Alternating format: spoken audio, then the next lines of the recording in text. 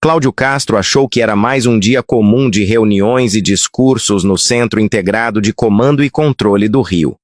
Câmeras, seguranças e um clima de normalidade aparente.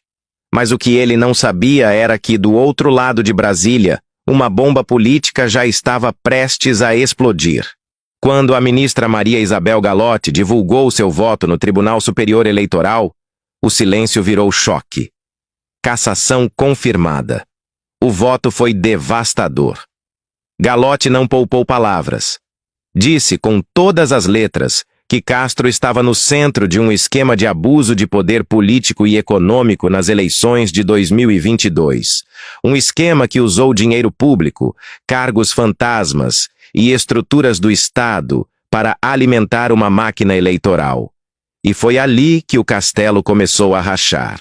O voto pedia a cassação do mandato, a inelegibilidade por 8 anos e a convocação de novas eleições no estado do Rio de Janeiro. Tecnicamente, o julgamento foi suspenso por um pedido de vista, mas nos bastidores ninguém tinha dúvida. O resultado já estava desenhado. E o que ninguém esperava era o que viria depois. Fontes próximas ao Supremo contam que Alexandre de Moraes, que na véspera havia se reunido com o governador no Rio, acompanhou tudo de perto.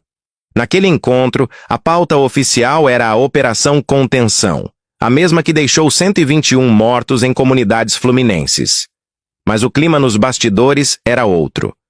Moraes queria respostas, queria números, queria relatórios sobre as violações apontadas pela ADPF das favelas. E segundo relatos de aliados, o tom foi firme, quase uma advertência. Um dia, Castro posa sorridente ao lado de Moraes. No outro, vê o próprio nome estampado em manchetes de cassação. O jogo político, mais uma vez, mostrou sua crueldade. Nos corredores do TSE, o comentário era uníssono. O voto de Galotti havia sido cirúrgico. A ministra detalhou como o governo do Rio usou a Fundação CEPERJ e a UERJ para contratar quase 27 mil pessoas às vésperas da eleição. Foram 27.665 contratados, 248 milhões de reais gastos, pagamentos feitos na boca do caixa, sem registro bancário. E testemunhas que afirmaram ter sido coagidas a participar de atos de campanha, postar elogios e multiplicar mensagens em apoio a Castro nas redes sociais. Era o velho esquema eleitoral com cara nova, a política da boca do caixa. Galotti foi direta. Castro aparece numa posição central de execução do esquema ilícito. Essa frase caiu como um raio no Palácio Guanabara. Nos bastidores, aliados tentavam disfarçar o pânico. Deputados sumiram do radar, secretários começaram a se distanciar e o clima era de fim de festa. Um assessor próximo chegou a dizer, em tom de ironia amarga: nem disfarçaram. O governador virou chefe de planilha e cabo eleitoral ao mesmo tempo. Mas o que ninguém imaginava era a rapidez com que o cerco se fecharia. Assim que o voto de Galotti foi publicado, os telefones começaram a tocar em Brasília. Fontes do Planalto confirmam que a notícia chegou antes mesmo de ser divulgada na imprensa. O sinal era claro. O Rio poderia se tornar o novo epicentro político do país. No Supremo, a leitura era de que o caso ultrapassava as fronteiras do Estado. Um governador bolsonarista, acusado de manipular programas sociais e estruturas públicas para se reeleger, representava o teste perfeito do quanto o sistema político ainda tolera os excessos herdados do governo anterior. E foi nesse clima que o nome de Alexandre de Moraes voltou ao centro da cena. Nos bastidores, circula a versão de que o ministro teria enquadrado o governador durante a reunião no CICC, exigindo explicações firmes sobre as operações policiais e sobre o uso indevido de verbas públicas. Fontes reservadas descrevem o encontro como tenso. Castro tentava mostrar normalidade, mas o olhar de Moraes era de quem já sabia demais. A partir dali, o recado ficou claro. O tempo da condescendência acabou.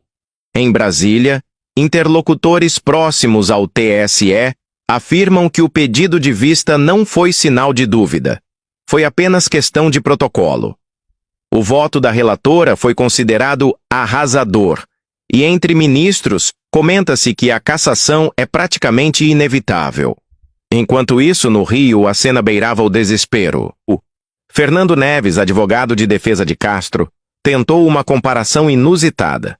Disse que cassar o governador por causa das irregularidades seria como punir o presidente do Supremo por uma multa de trânsito cometida por um motorista. A metáfora virou motivo de piada em Brasília. Enquanto o advogado falava em motorista, a Polícia Federal já olhava o mapa dos contratos. Ironizou um assessor do TSE. Fontes descrevem o clima no Palácio Guanabara como de total tensão. Castro teria passado a noite em ligações frenéticas, tentando apoio político, pedindo que o julgamento fosse adiado, buscando uma saída. Mas o pedido de vista só adiou o inevitável. O destino já estava traçado. Secretários e deputados aliados começaram a medir palavras em público. Ninguém queria ser visto defendendo um governador que a cada hora se tornava um símbolo da implosão bolsonarista no Estado. O Rio, mais uma vez, virou palco de uma tragédia política anunciada. E o que se ouve nos bastidores é que o Planalto acompanha tudo com atenção. Lula, segundo assessores próximos, prefere manter silêncio público, mas a leitura dentro do governo é clara. A queda de Castro significa o enfraquecimento definitivo do bolsonarismo no Sudeste. São Paulo continua sob o comando de Tarcísio, mas o Rio é o coração simbólico da velha direita.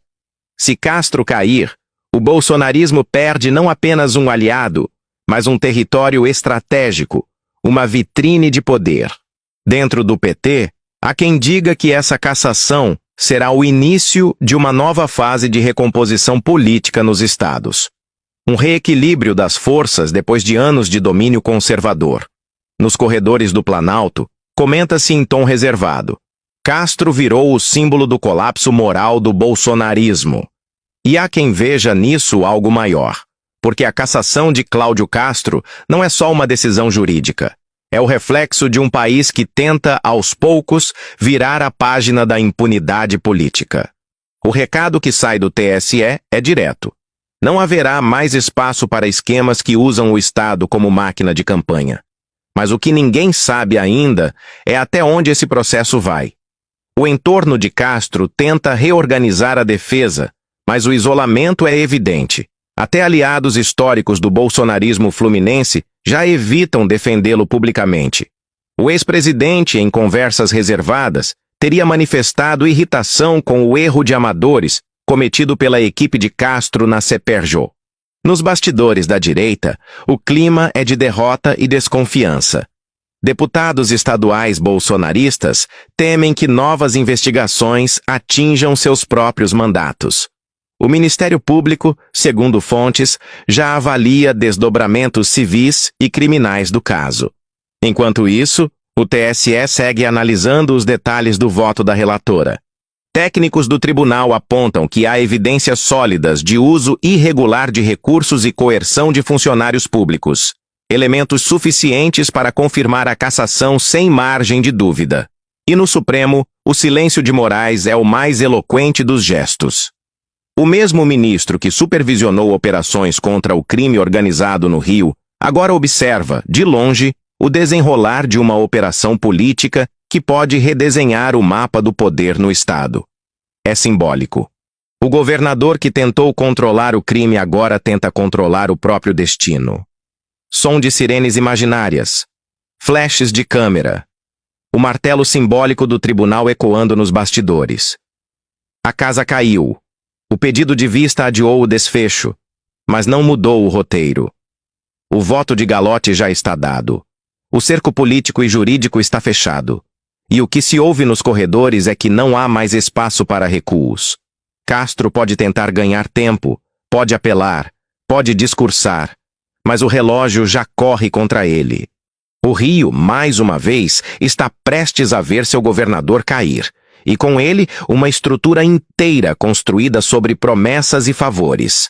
O cerco se fechou, e dessa vez não tem volta. E você acha que o ST